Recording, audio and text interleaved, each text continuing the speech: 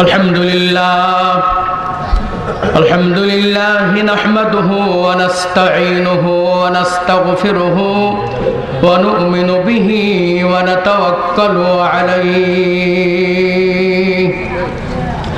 ونعوذ بالله من شرور أنفسنا ومن سيئات أعمالنا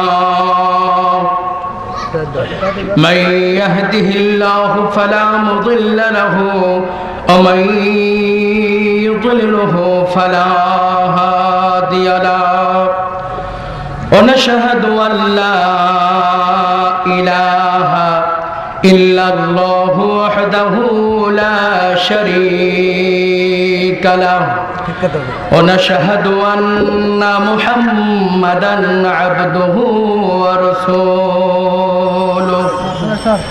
أما بعد فقد قال الله تعالى في كلامه المجيد وفرقانه الحميد أرسله بالحق بشيرا ونذيرا وداعيا إلى الله بإذنه وسراجا منيرا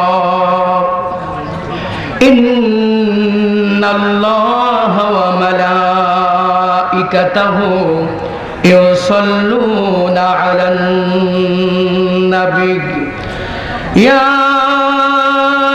أيها الذين آمنوا صلوا عليه وسلموا تسليما اللهم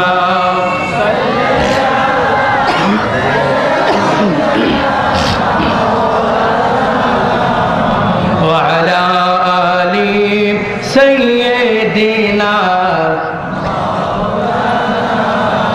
اللهم صل على سيدنا مولانا محمد وعلى آل سيدنا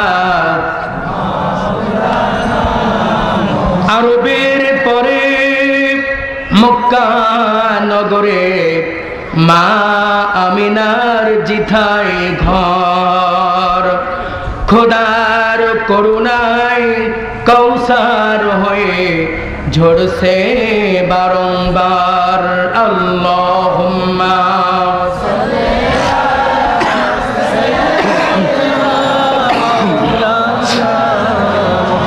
وعلى آل سيدنا بلغ العلا بكماله كشف الدجى بجماله حسنت جميع خصاله صلوا عليه وآله مشرق حب محمد مطلع ديوان ما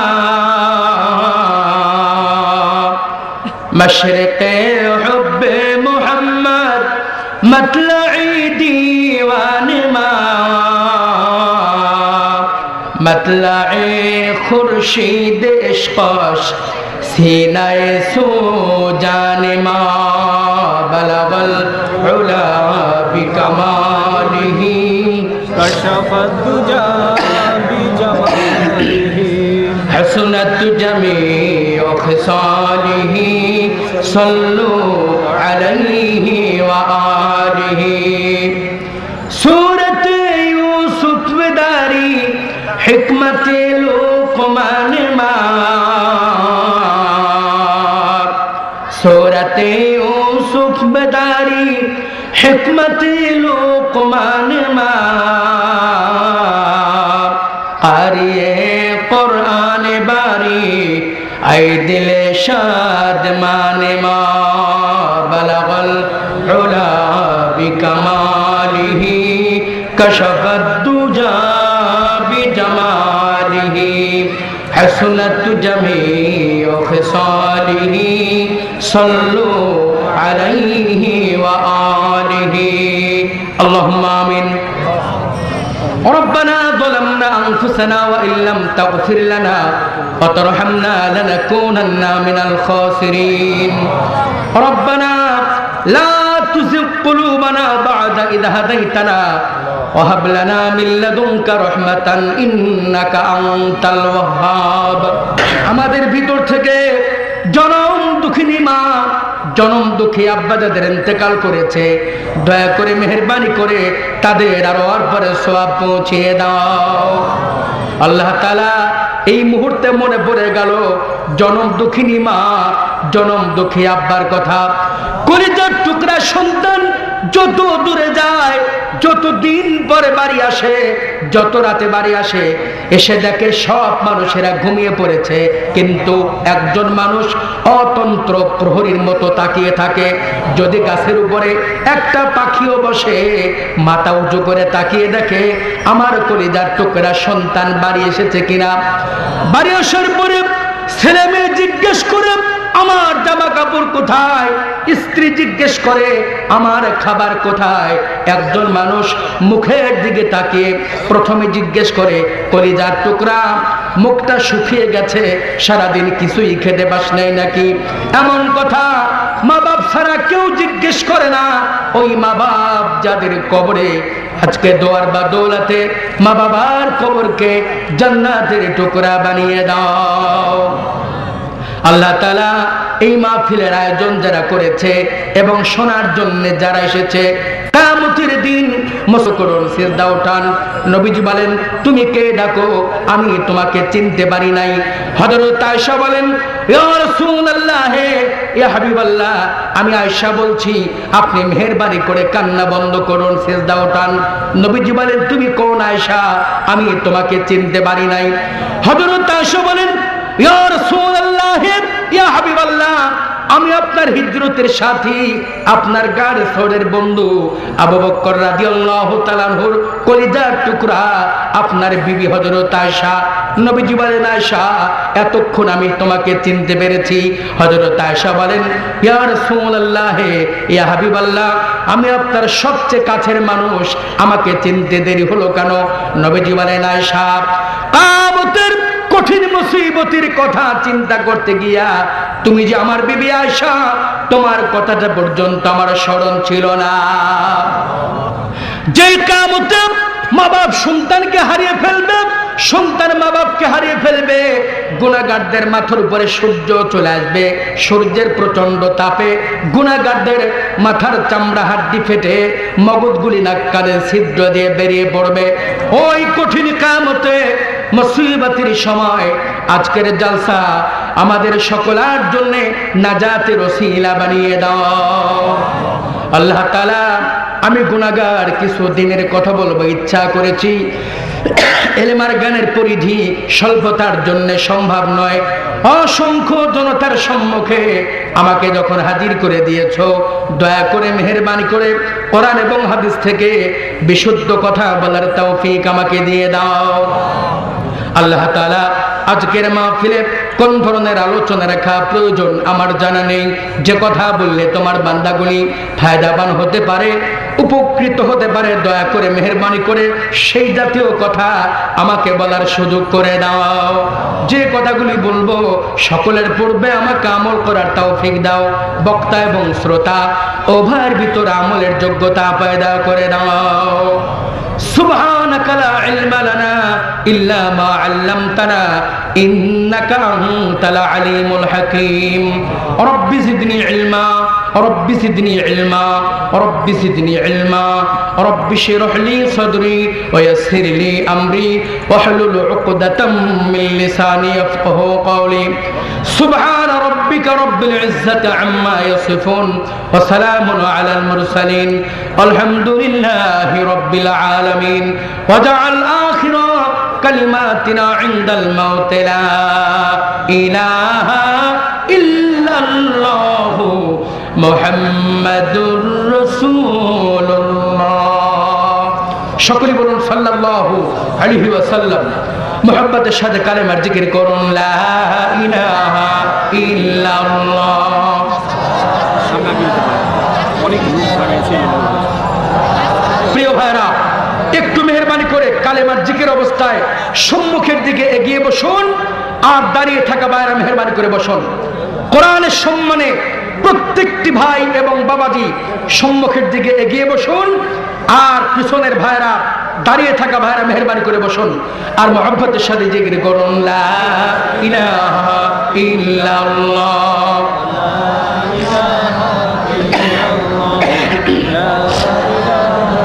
ইল্লাল্লাহ লা ইলাহা ইল্লাল্লাহ সুবহানাল্লাহ আলহামদুলিল্লাহ লা ইলাহা ইল্লাল্লাহ লা ইলাহা ইল্লাল্লাহ নেই কেউ নেই এক আল্লাহ ছাড়া লা ইলাহা ইল্লাল্লাহ লা ইলাহা ইল্লাল্লাহ লা ইলাহা ইল্লাল্লাহ লা ইলাহা ইল্লাল্লাহ লা ইলাহা ইল্লাল্লাহ মুহাম্মাদুর রাসূলুল্লাহ। সকলে বলুন সাল্লাল্লাহু আলাইহি ওয়াসাল্লাম।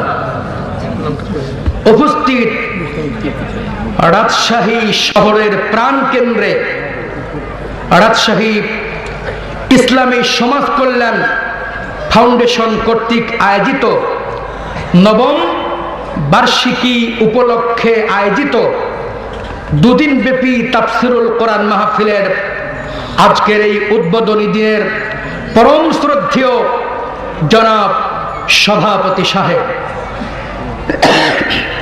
মোহতারাম হযরত উলামায়ে কিরাম, সমবেত অত্র অঞ্চলের বিভিন্ন মহল্লা থেকে আগত কোরআন পাগল জান্নাত প্রত্যাশী সুধী মুসলিম মুরব্বিয়ানে নিজাম, আমার প্রাণ প্রিয় যুবক ভাইরা, পর্দার অন্তরালে অবস্থানরত সম্মানিতা মা ও বোনেরা, আল্লাহ পাকের দরবারে শত সহস্র কোটি কৃতজ্ঞতা জ্ঞাপন করছি, যার অবর্ণনীয় অনুগ্রহ অনুকম্পা প্রদানে বৈসর্গিক জীবনের কর্মকাণ্ড পরিহার করে আবহাওয়ার অনুকূলতা লাভ করে প্রচন্ড শীতের প্রকোপতা উপেক্ষা করে স্রষ্টা প্রদত্ত স্বর্গীয় প্রাপ্তাদেশীয় সংবিধান কোরআনুল কারীমের তাফসীর মাহফিলে সমবেত হতে পেরেছি। সে আল্লাহ পাকের দরবারে শ্রদ্ধা জড়িত কণ্ঠে কলিজার সবটুকু আবেগ উচ্ছ্বাস উজাড় করে আমরা সকলেই পড়ছি আলহামদুলিল্লাহ। অতঃপর অফুরান্ত দরুদ ও সালাম অবতীর্ণ হোক বিশ্ব মানবতার মহান শিক্ষক সরকার দো আলম সৈয়দুস সাকলাইন সাহেবে কিবলাতাইন নবী কুল শিরোভূষণ আউলিয়া কুল শিরোমুকুট শত সহস্র মাকলুকের অধিনায়ক বিশ্ব মানবতার মুক্ত প্রতীক ইমামুল আইম্মা জনাবে মুহাম্মদুর রাসূলুল্লাহ সাল্লাল্লাহু আলাইহি ওয়াসাল্লাম তার প্রতি সম্মানিত উপস্থিতি, আমরা দীর্ঘক্ষণ কোরআন কারীম থেকে এলাকার মুহাক্কিক উলামায়ে কিরামের কাছ থেকে গুরুত্বপূর্ণ আলোচনা শুনতেছিলাম। যে সমস্ত উলামায়ে কিরাম কোরআন কারীম থেকে অত্যন্ত তথ্যপূর্ণ গুরুত্বপূর্ণ অবলম্বনযোগ্য প্রাণবন্ত বস্তুনিষ্ঠ তথ্য সমৃদ্ধ যুক্তি নির্ভর আলোচনা পেশ করেছেন, আমরা তাদের সকলের জন্য আল্লাহ পাকের দরবারে দোয়া করছি, আল্লাহ পাক তাদের সকলকে যেন দিনের জন্য কবুল এবং মঞ্জুর করেন, মানে আল্লাহুম্মা আমিন। সেই সাথে আজকের প্রোগ্রামে উপস্থিত হয়েছেন অনেক মসজিদের দায়িত্বপ্রাপ্ত সম্মানিত মুকররর ইমামগণ, এসেছেন অসংখ্য প্রতিষ্ঠানে কর্মরত সম্মানিত শিক্ষক মহোদয়গণ। আমরা সকল পেশাজীবী ভাইদের জন্য আল্লাহ পাকের দরবারে দোয়া করছি, আল্লাহ পাক তাদের সকলকে যেন স্বীয় প্রতিভার বিকাশ ঘটিয়ে স্রষ্টার সান্নিধ্য লাভে চূড়ান্ত সফলতা অর্জনে প্রাণান্তকর প্রচেষ্টা চালাবার সুযোগ করে দিন। সকলে বলুন আল্লাহুম্মা আমিন। এ পর্যায়ে আপনাদের খেদমতে উপস্থিত হয়েছি আমার মতো অতি ক্ষুদ্র, নগণ্য, অযোগ্য, দ্বীনের অতি দুর্বলতম খাদেম। ইলমিয়াতের দিক থেকে আমি একজন অযোগ্য মানুষ, শারীরিক দিক থেকে আমি একজন অসহায় মানুষ। আপনারা যারা মাহফিলে বসে আছেন প্রত্যেককেই আমাকে দেখতে পাচ্ছেন, অথচ আল্লাহ পাক আপনাদের কাউকে দেখার সুযোগ আমাকে দেন নাই। অন্ধ হিসাবে আমার কোনো দুঃখ নেই, কিন্তু জীবনে একটি দিন অন্ধত্বের কথাটা খুব বেশি করে মনে পড়তেছিল। আপনাদের নেক দর বরকতে আল্লাহ পাক আমাকে 2007 সালে পবিত্র মক্কা আল মুকাররমা, পবিত্র মদিনা মুনাওয়ারা জিয়ারতের সুযোগ করে দিয়েছেন, আলহামদুলিল্লাহ। যখন আমি খানায়ে কাবার চত্বরে দাঁড়িয়েছিলাম, আমার বারবার মনে পড়তেছিল, আল্লাহ আমাকে তুমি দুনিয়াতে কিছুই দেখতে দিলে না, একটাবারের জন্য যদি তোমার কাবা দেখতে পেতাম আমার কলিজা ঠান্ডা হয়ে যেত। সেই কাবাটিও আমি আমার চক্ষু দিয়ে দেখতে পারি নাই। তবে আমি মনে করি আমার অন্ধত্ব জীবনের জন্য একটি অপূর্ব নিয়ামত। যেহেতু আল্লাহ পাক আমাকে মাত্র 8 মাস বয়সে অন্ধ করে দিয়েছেন, আমি আশা করি, কামনা করি, প্রত্যাশা করি, প্রার্থনা করি 8 মাস বয়সে একজন মানুষ নেকি এবং গুনাহ কোনোটাই অর্জন করতে পারে না। অতএব আমি আল্লাহর কাছে আশা করি আল্লাহ পাক আমাকে অন্ধত্বের ওসিলায় চোখের গুনাহ থেকে বেঁচে থাকার সুযোগ করে দিয়েছেন, আলহামদুলিল্লাহ। আমি কি আল্লাহর কাছে এই আশাটা করতে পারি না ভাই? আল্লাহ পাক যেন তা কবুল করেন, মানে আল্লাহুম্মা আমিন। আপনাদের সম্মুখে মূল্যবান আলোচনা রাখবো, ওই সাহস এবং যোগ্যতা কোনোটাই আমার মধ্যে নেই। তবে আপনাদের কাছে আমার একটি আকুতি, আপনাদেরকে সাথে করে শেষ মোনাজাতে এমন একটি চক্ষু সঙ্গে করে দোয়া করতে চাই, আল্লাহ পাক যে চক্ষু দিয়ে জীবনে একটি গুনাহ করার নাই, আলহামদুলিল্লাহ, আল্লাহ পাক আমাদের সকলকে শেষ দোয়া পর্যন্ত কবুল এবং মঞ্জুর করেন, মানে আল্লাহুম্মা আমিন। সম্মানিত উপস্থিতি, আমার বিশ্বাস আমি আপনাদের কাছে অনেক পরিচিত মানুষ। এটি হচ্ছে এই প্রোগ্রামের 9ম বার্ষিকী উপলক্ষে আয়োজিত প্রোগ্রাম। আমি একক ব্যক্তি এই প্রোগ্রামে যতবার এসেছি, দ্বিতীয় কোনো ব্যক্তি এতবার এই প্রোগ্রামে আসতে পারেন নাই। এই নিয়ে সম্ভবত এই প্রোগ্রামে আমার 6বার অংশগ্রহণ। আল্লাহ পাক এই প্রোগ্রামকে কিয়ামত পর্যন্ত ধারাবাহিকভাবে কবুল এবং মঞ্জুর করেন, মানে আল্লাহুম্মা আমিন।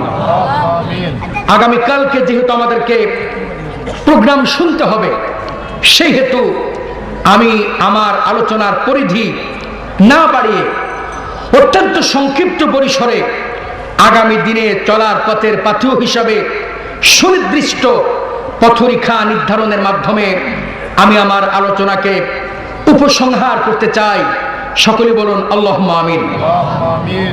আমি প্রত্যেকটি মাহফিলে এক একটি বিষয়ের উপরে কথা বলতে চেষ্টা করি।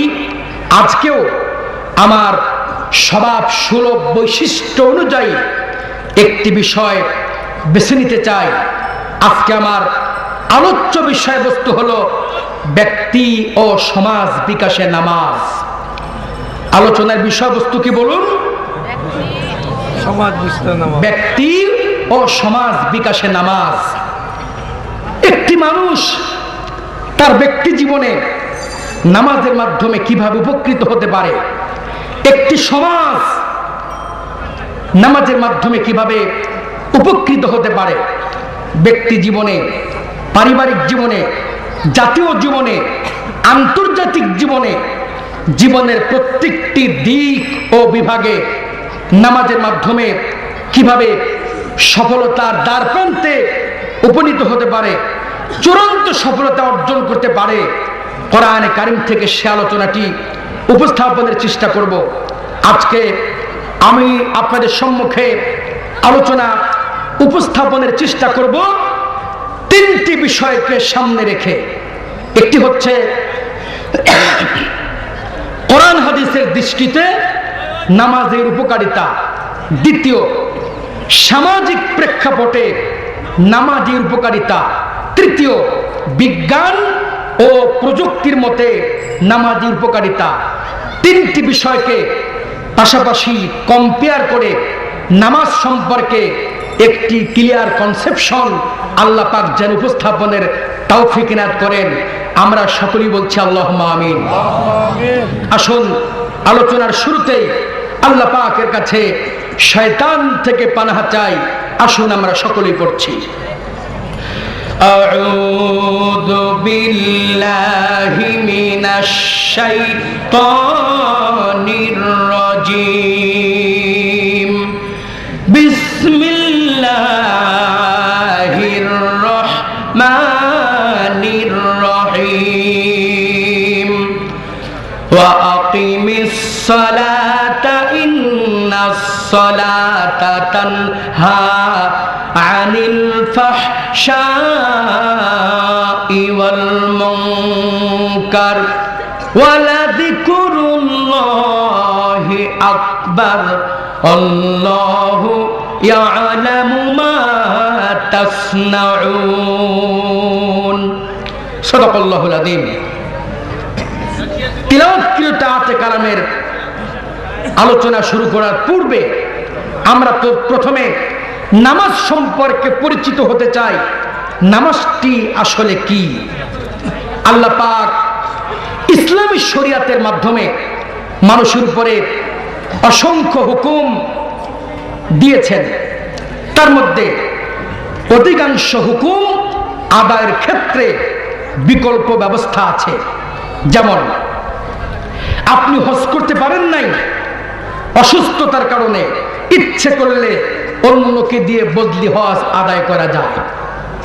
অসুস্থতার কারণে, সফরের কারণে রোজা রাখতে পারেন নাই, সুস্থ হলে রোজা আদায় করা যায়, অথবা রোজার কাফারা আদায় করা যায়।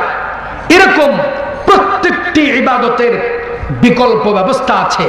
কিন্তু নামাজ এমন একটি ইবাদত, যে ইবাদত আদায় করার ক্ষেত্রে কোনো ছাড় নেই।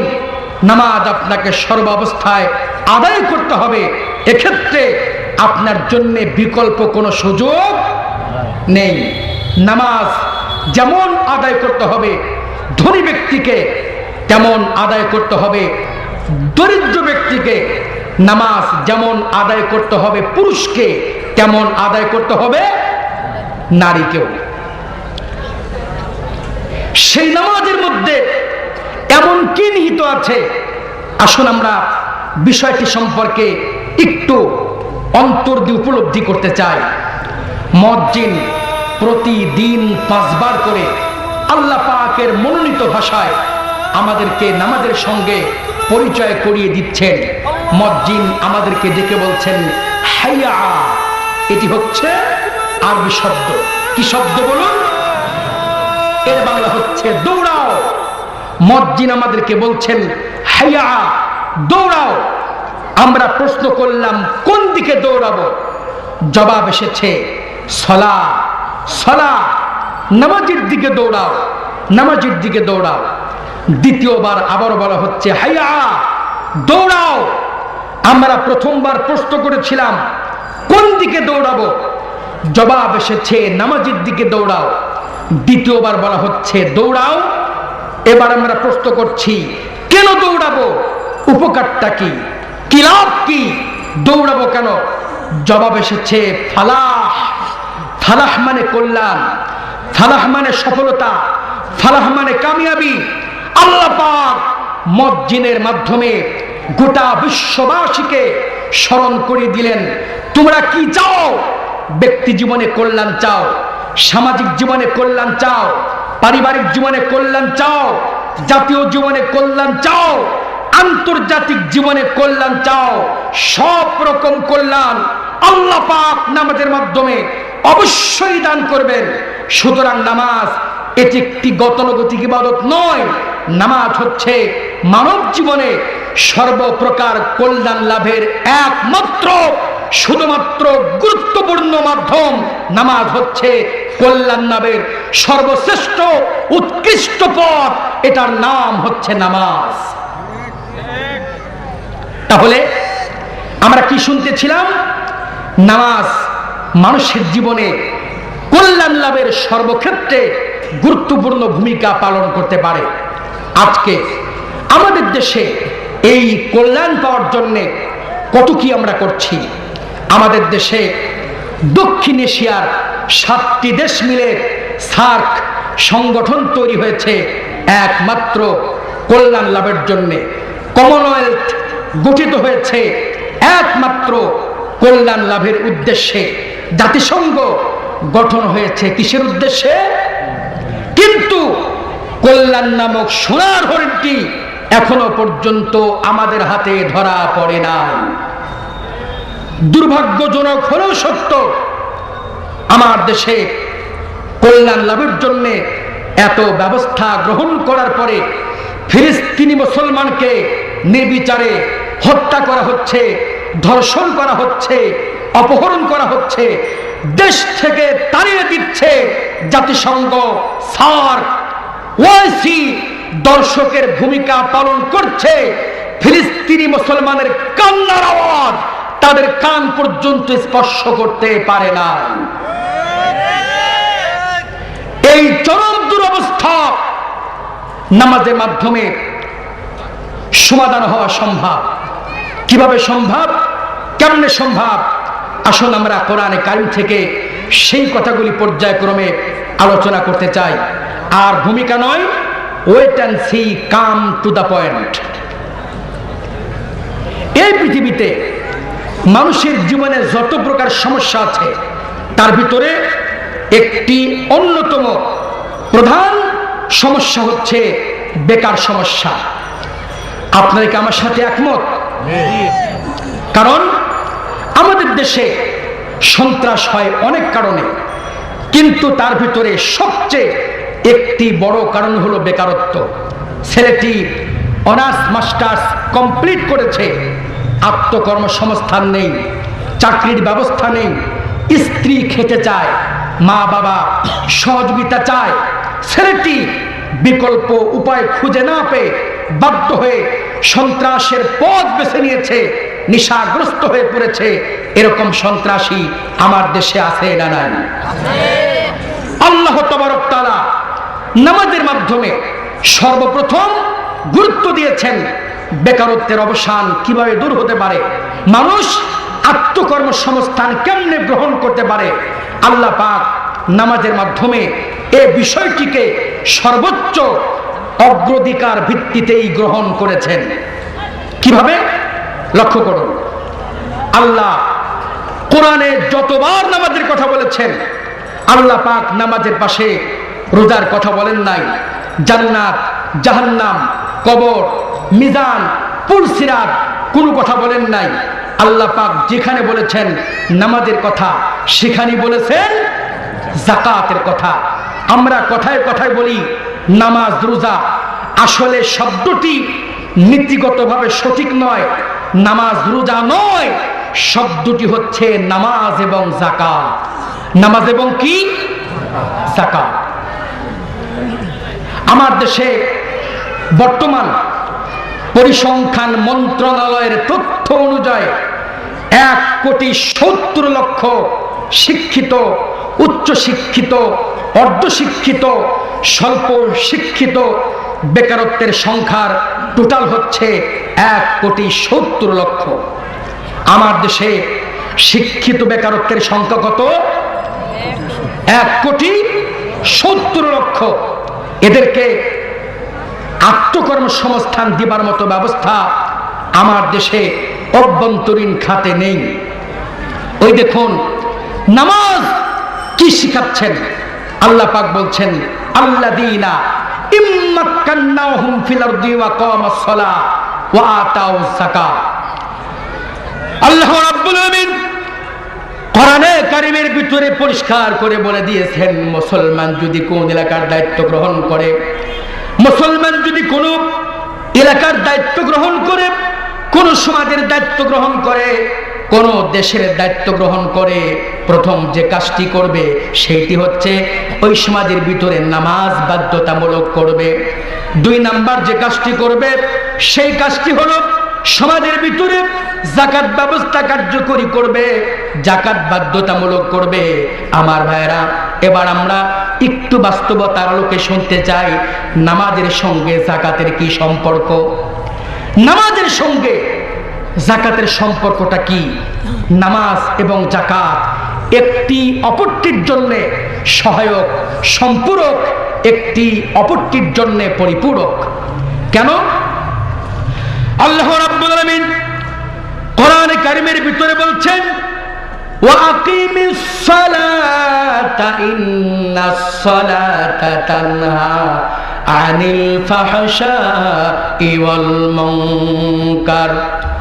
আল্লাহ রাব্বুল আলামিন কোরআনে কারীমের ভিতরে পরিষ্কার করে বলে দিয়েছেন, নিশ্চয়ই নামাজ নামাজি বান্দাকে সকল প্রকার অন্যায় থেকে মুক্ত করে দেয়। অবশ্যই নামাজ নামাজি বান্দাকে সকল প্রকার পাপাচার থেকে মুক্ত করে দেয়।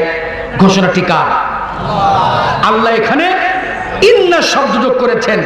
নিশ্চয়ই, নিশ্চয়ই, অবশ্যই যে ব্যক্তি নামাজ আদায় করবে সেই ব্যক্তি অন্যায় থেকে বেঁচে যাবে, খারাপ কাজ থেকে মুক্ত হয়ে যাবে।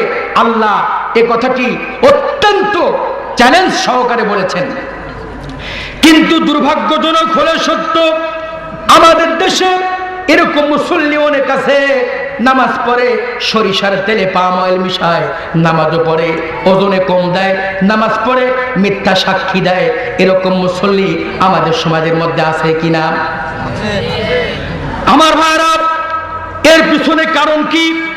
আমি আপনাদের সম্মুখে আল্লাহর কোরআনে কারীম থেকে দৃষ্টান্ত পেশ করছি।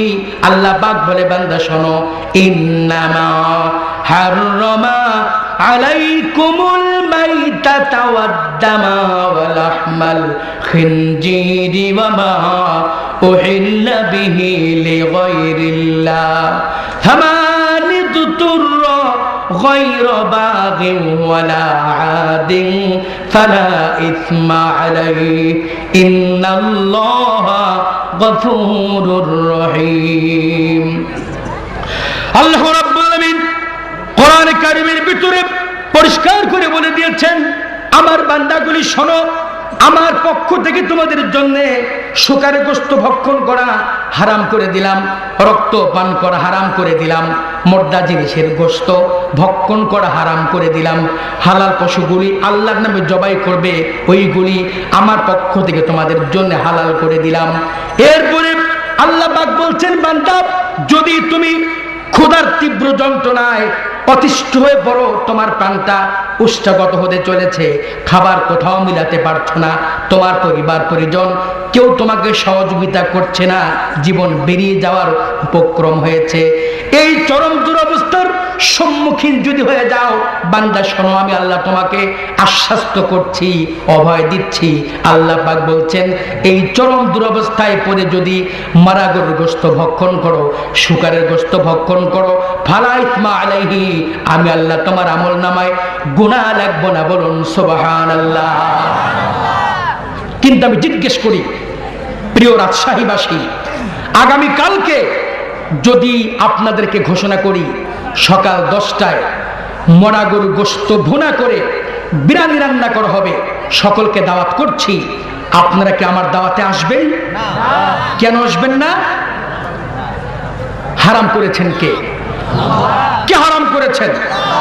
কিন্তু জীবন বাঁচাবার জন্য আল্লাহ পাক শুকরের গোশত বৈধ করলেন, মোর্দা গরুর গোশত বৈধ করলেন, কিন্তু সুদের টাকা শুকরের গোশতর চেয়ে নিকৃষ্ট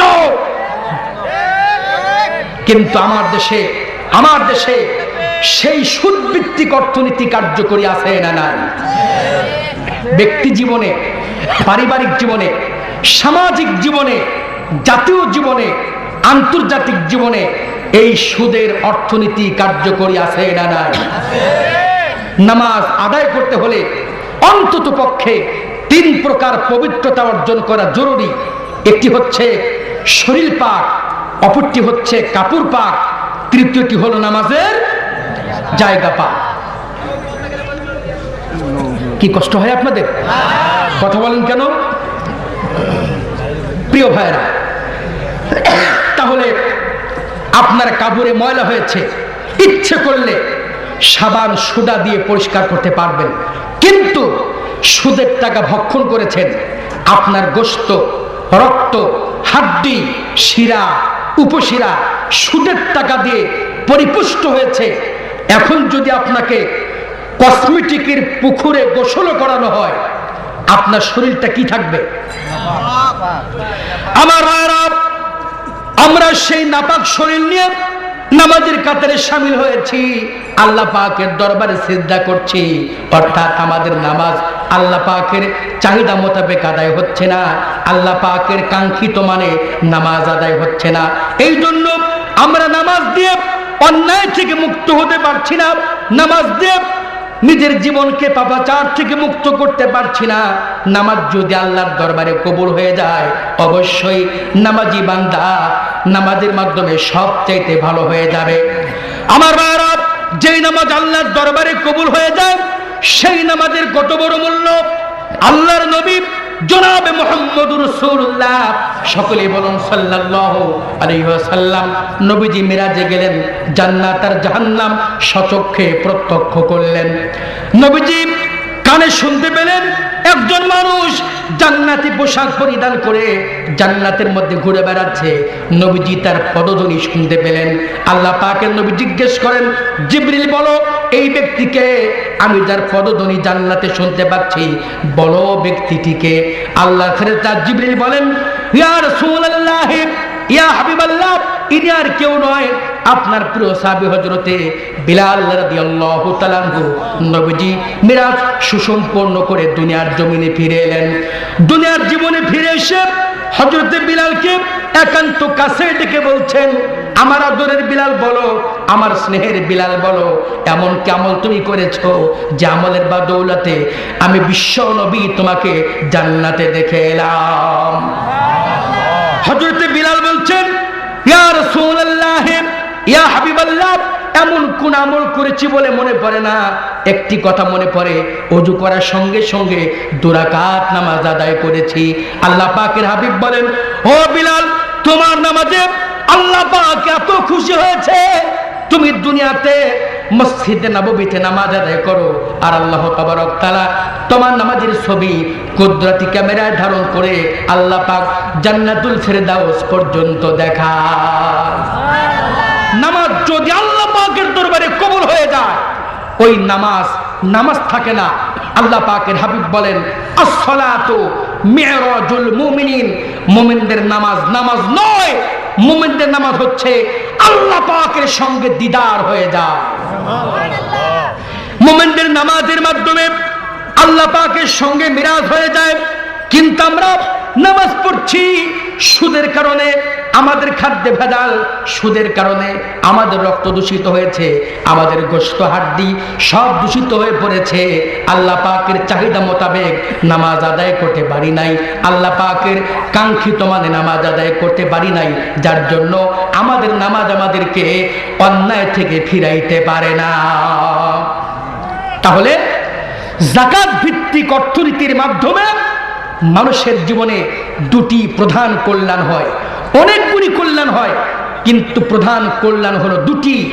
1 নাম্বার, যাকাতের মাধ্যমে মানুষেরা হারাম থেকে মুক্ত হতে পারে। মানুষেরা যখন হারাম থেকে মুক্ত হয়, রিজিক হালাল হয়ে যায়, আল্লাহ পাকের দরবারে ইবাদত কবুলের সুযোগ সৃষ্টি হয়ে যায়। এটি হচ্ছে যাকাতের 1 নাম্বার উপকারিতা। আর 2 নাম্বার উপকারিতা কি? আমার দেশে অসংখ্য যুবকেরা, অসংখ্য যুবতীরা বেকারত্বের করল গ্রাসে আজকে তারা ইহুদ খ্রিস্টান পরিচালিত প্রতিষ্ঠানে চাকরি নিতে বাধ্য হয়েছে। ব্র্যাক, সিসিডিপি, কিয়ার, প্রশিক্ষা এ সমস্ত প্রতিষ্ঠান বিদেশিদের এজেন্টের মাধ্যমে আমাদের দেশে প্রতিষ্ঠিত হয়েছে না হয় নাই?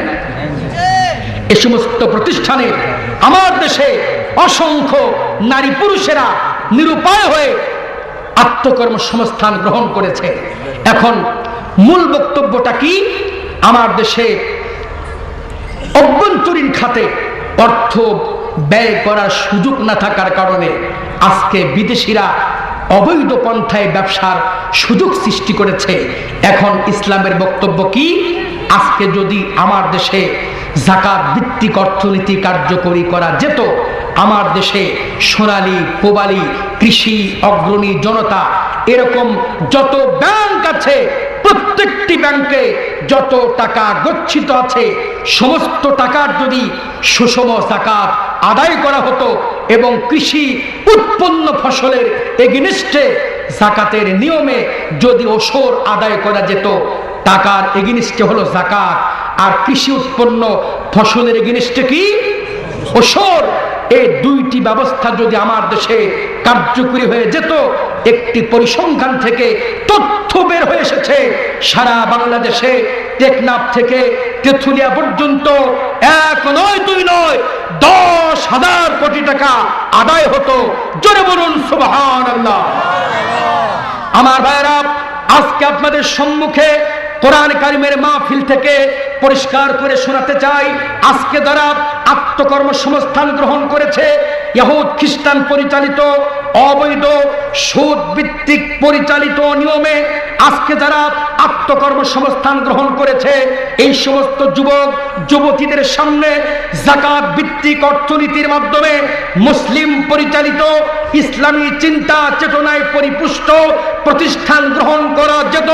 আমি বিশ্বাস করি, আল্লাহর কোরআন কারিমকে সাক্ষ্য রেখে বলতে চাই, বাংলাদেশে আজকে যারা মুসলিম নারী পুরুষ ইহুদ খ্রিস্টান পরিচালিত আত্মকর্মসংস্থান গ্রহণ করেছে, আজকে যদি তারা ইসলাম পরিচালিত যাকাত ভিত্তিক অর্থনীতির মাধ্যমে প্রতিষ্ঠান পেত, আজকে আমার দেশের কলিজার টুকরা সন্তানেরা, কলিজার টুকরা যুবকেরা ওই সমস্ত প্রতিষ্ঠানে পদাঘাত করে মুসলমান পরিচালিত প্রতিষ্ঠানে আত্মকর্মসংস্থান গ্রহণ করত। বলুন ঠিক কিনা?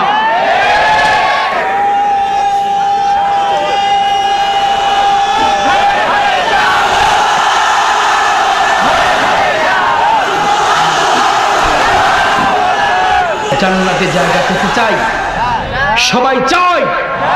বিশ্বনবী জনাবে মুহাম্মদুর রাসূলুল্লাহ, সকলে বলুন সাল্লাল্লাহু আলাইহি ওয়াসাল্লাম, হুজুর বলেছেন, যে ব্যক্তি নিজের জায়গা সংক্ষিপ্ত করে আরেক ভাইকে কোরআনে কারিম শোনার জায়গা ছেড়ে দিবে, আল্লাহ পাক তাকে জান্নাতে জায়গা করে দিবেন।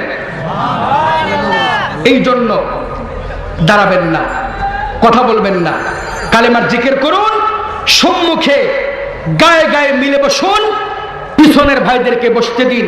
এবার এমন ভাবে এগোবেন যেন দ্বিতীয়বার এগোবার সুযোগ না থাকে।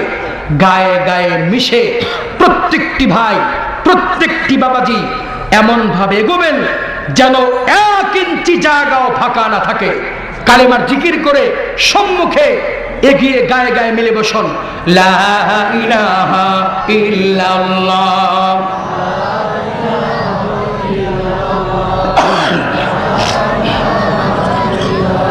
লা ইলাহা ইল্লাল্লাহ, লা ইলাহা ইল্লাল্লাহ, লা ইলাহা ইল্লাল্লাহ, লা ইলাহা সুবহানাল্লাহ, আলহামদুলিল্লাহ, লা ইলাহা ইল্লাল্লাহ, লা ইলাহা নেই কহো নেই এক আল্লাহ ছাড়া, লা ইলাহা ইল্লাল্লাহ, লা ইলাহা ইল্লাল্লাহ, লা ইলাহা ইল্লাল্লাহ, লা ইলাহা ইল্লাল্লাহ।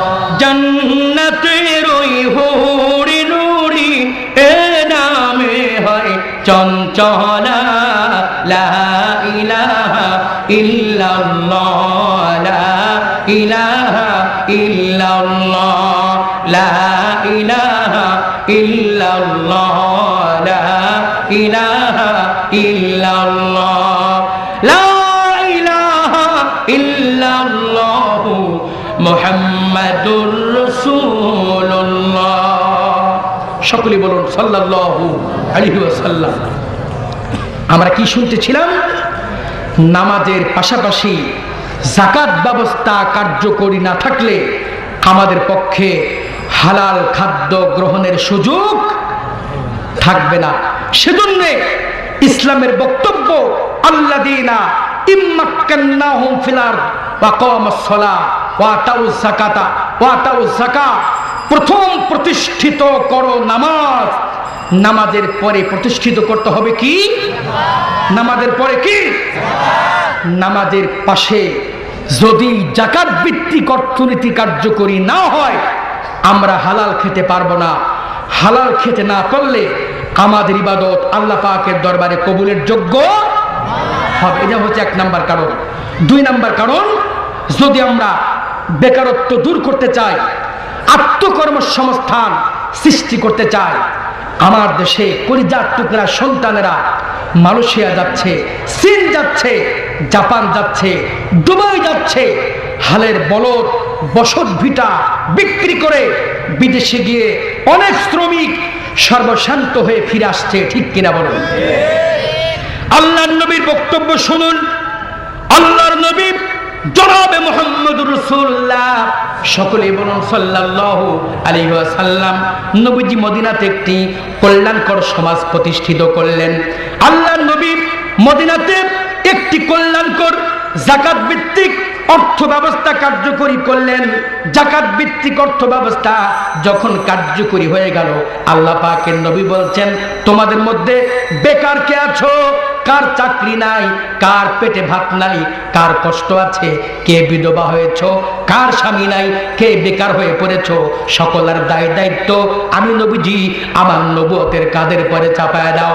আমি নবী ইসলামী সমাজ ব্যবস্থা প্রতিষ্ঠিত করেছি, একটি যাকাত ভিত্তিক কল্যাণকর সমাজ ব্যবস্থা কার্যকরী করেছি।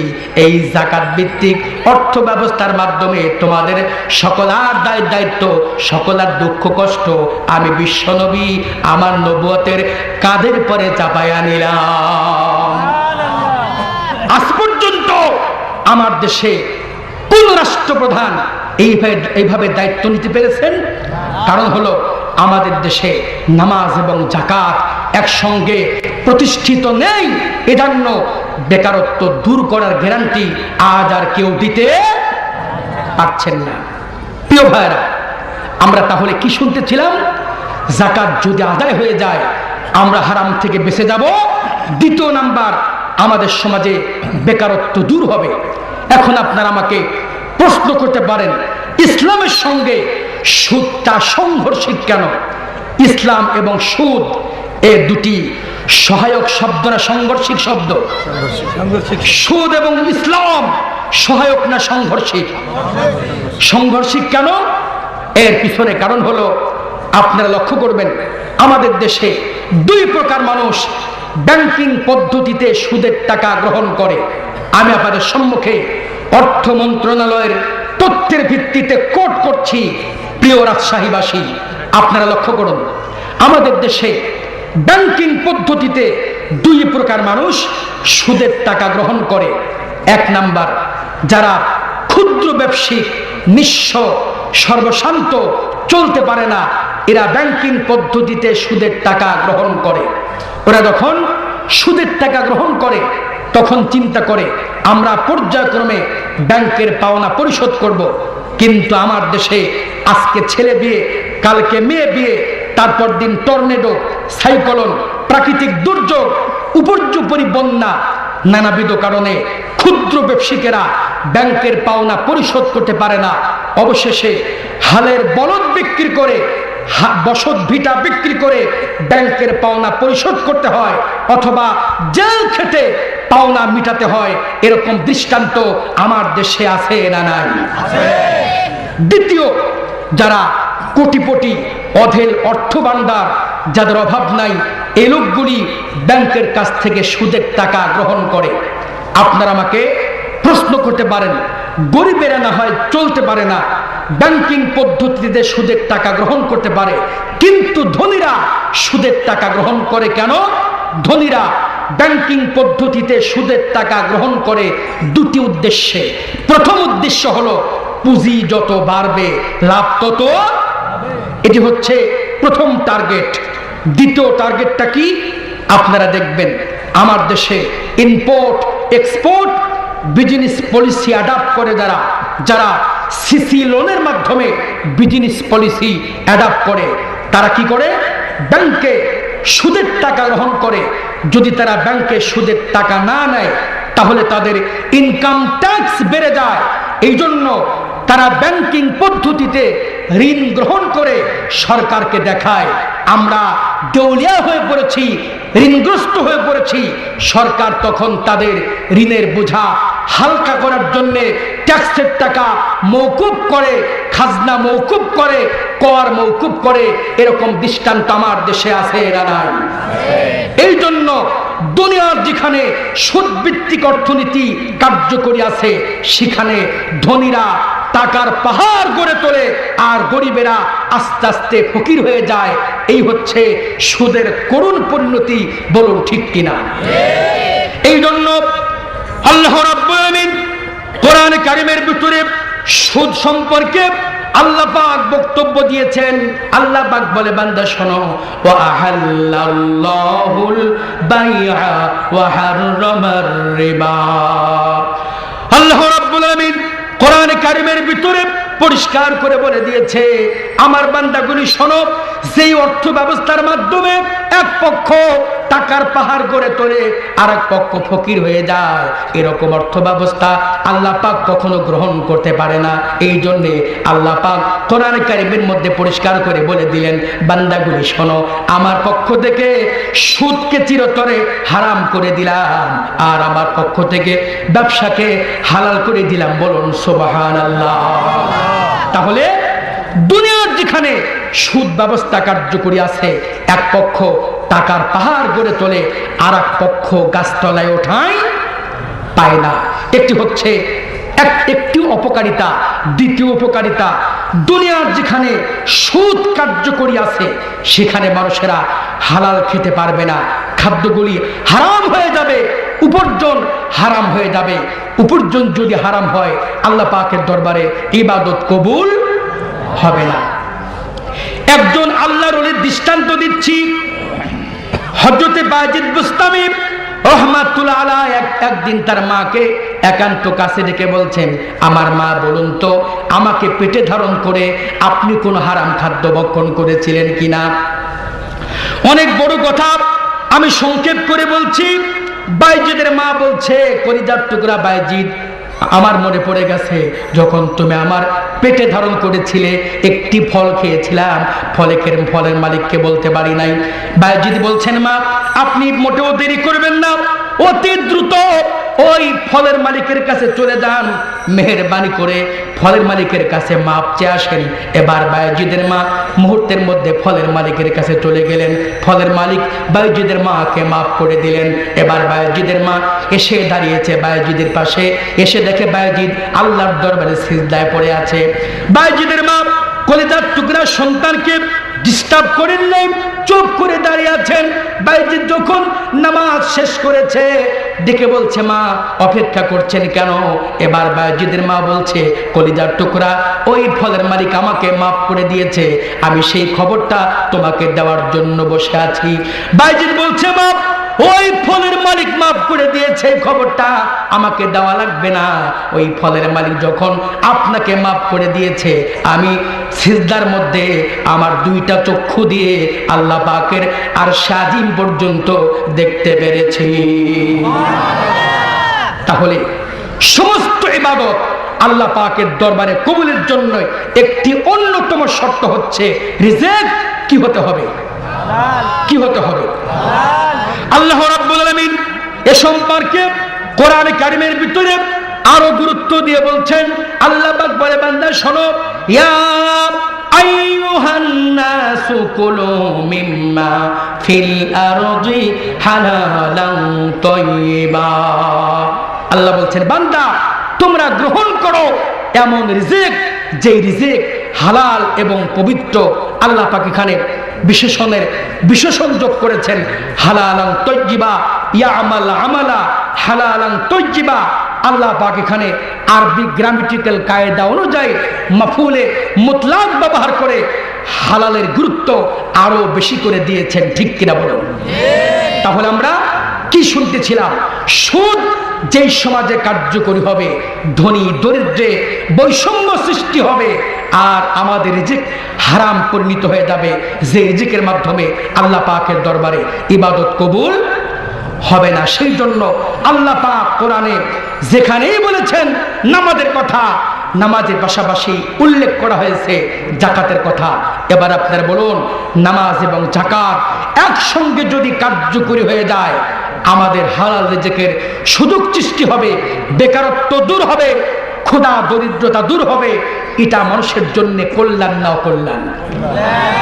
এরপরে আর একটি ছোট্ট গল্প শুনে আপনাদেরকে, গল্পের মাধ্যমে বুঝতে পারবেন নামাজ আমাদের কি শিখাতে চায়। এতক্ষণ বললাম কোরআন হাদিসের দৃষ্টিতে নামাজের উপকারিতা, এবার বলছি সামাজিক প্রেক্ষাপটে নামাজের উপকারিতা কি।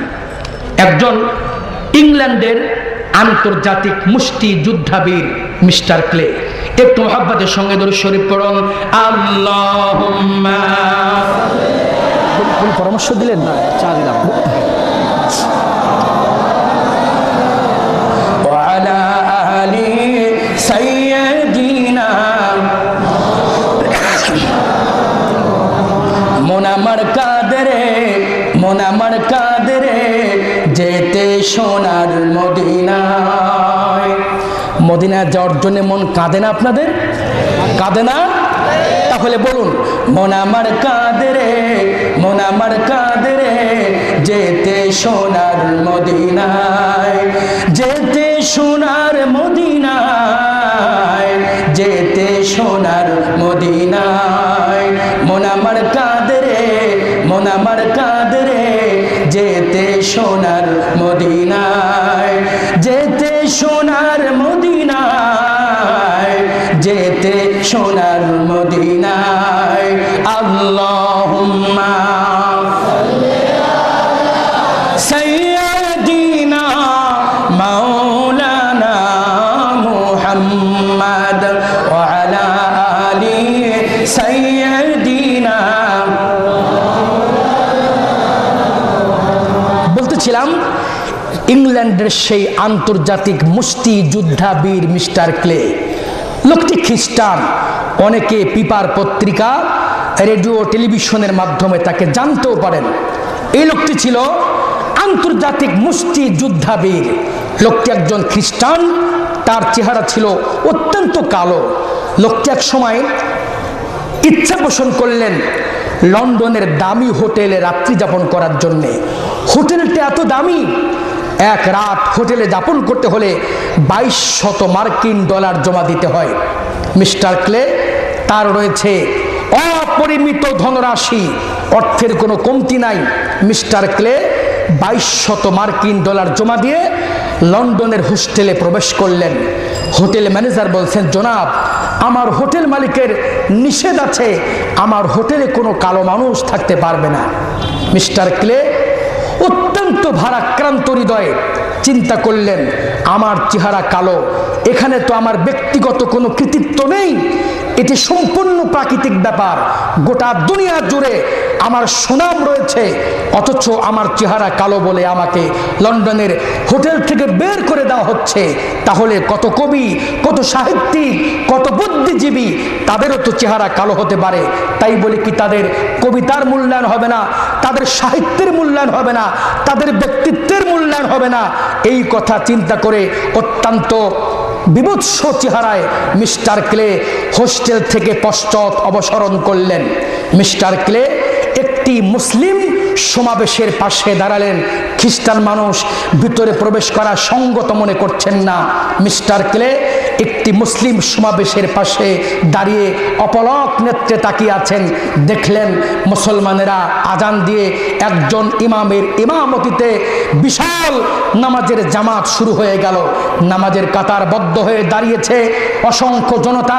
একজন কালো মানুষের পাশে একজন ফর্সা মানুষ দাঁড়িয়েছে, একজন কর্মকর্তার পাশে একজন কর্মচারী দাঁড়িয়েছে, একজন সাদা মানুষের পাশে একজন কালো মানুষ দাঁড়িয়েছে। ওখানে কোনো বর্ণ বৈষম্যতা নেই, স্নিগ্ধ বর্ণ কৃষ্ণ বর্ণ পার্থক্যতার অপচেষ্টা নেই, আত্রাপ আশরাফের ব্যবধান নেই, পরস্পরের সহিত নিবিড় ভ্রাতৃত্বপূর্ণ সম্পর্কের ঐক্যজোটতা সংরক্ষণের মহা অনুভবতা নিয়ে পরস্পর কাতারবদ্ধভাবে দাঁড়িয়েছে। কেউ কাউকে কাতার থেকে বের করে দিচ্ছে না। মিস্টার ক্লে এই দৃশ্য দেখার পরে বলছেন, এর নাম মানবাধিকার। মানবাধিকার কারে বলে? কেউ কাউকে বের করে দিল না, একে অপরকে বরণ করে নিল।